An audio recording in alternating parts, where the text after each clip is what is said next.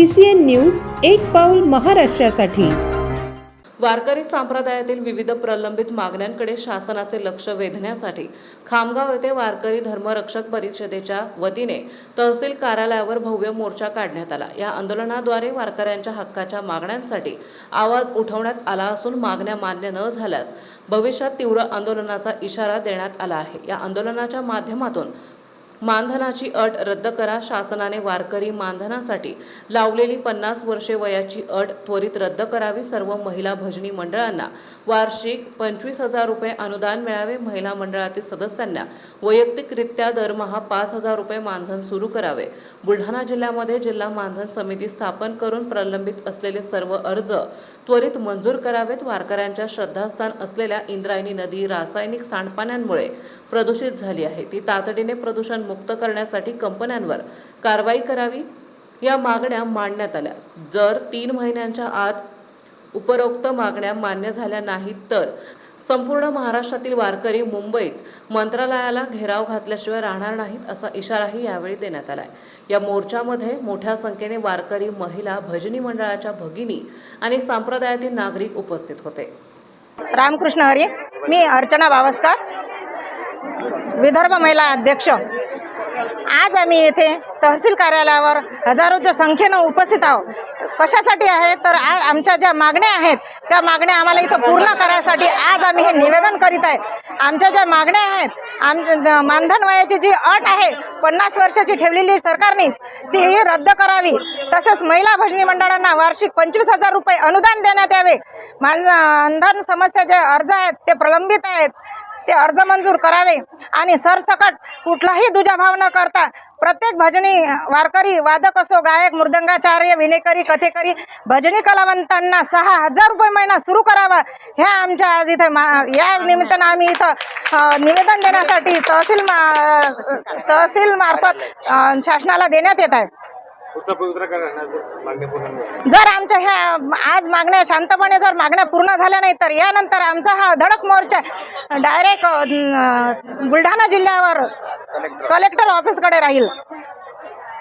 वारकरी धर्मरक्षक प्रवक्ता आजचा जो आमचा आदरणीय तहसीलदार साहेब यांना निवेदन देण्याचा जो कार्यक्रम आहे की ज्या संत जगद्गुरू संत श्रेष्ठ तुकाराम महाराजांनी आपल्या पवित्र अशा वारकरी संप्रदायाला जो उपदेश केला की समाज हा परिवर्तनशील आहे, परिवर्तन घडवावं लागतं, तेव्हा परिवर्तन घडतं आणि समाज सांप्रदायिक परिवर्तन घडवणं हे प्रत्येकाचं कर्तव्य आहे, कारण आपण त्या संप्रदायाचे घटक आहोत, याची जाणीव जर कुणी करून दिली ते जगद्गुरू तुकोबारायांनी केली आणि त्यांच्या युक्तीप्रमाणे हा वारकरी संप्रदाय गेली कित्येक वर्ष झाले आज समाजामध्ये, या देशामध्ये म्हणजे असं महत्त्वाचं मुख्य भूमिका बजावत आहे। पण याच वारकरी संप्रदायाच्या ज्या हक्काच्या मागण्या आहेत की ज्या मागण्यांसाठी अविरतपणे असा आम्ही संघर्ष करीत आहोत, ज्या मुख्य मागण्या आहेत की या संप्रदायाला यांच्या मानधनाला जी शासनाने वय वर्ष 50ची अट घालून दिलेली आहे ती अट सर्वात प्रथम रद्द करावी। दुसरी मागणी आहे सर्व महिला भजनी मंडळ यांना वार्षिक 25,000 रुपये अनुदान लवकरात लवकर सुरू करावे। तिसरी मागणी आहे पर्सनली सर्व महिला मंडळींना पर्सनली 5,000 रुपये मानधन चालू करावे।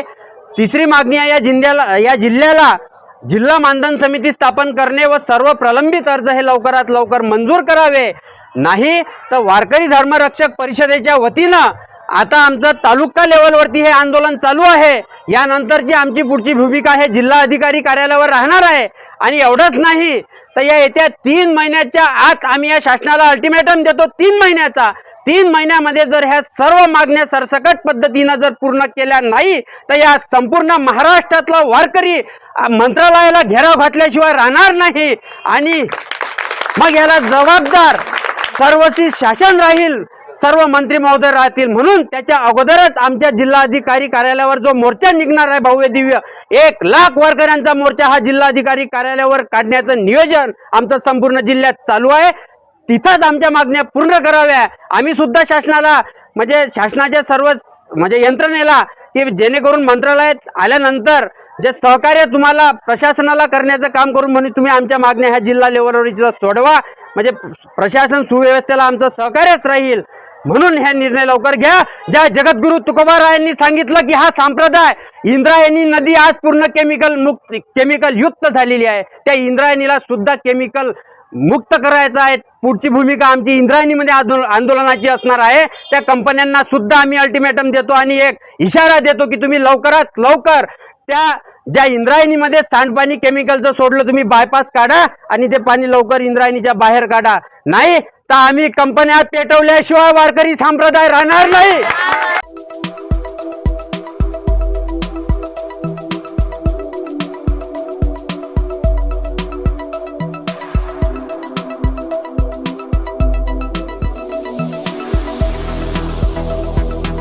तसेच आपल्या भागातील महत्त्वाच्या बातम्या पाहण्यासाठी CCN न्यूज डेस्क चॅनलला सबस्क्राईब करा आणि बेल आयकॉन प्रेस करा.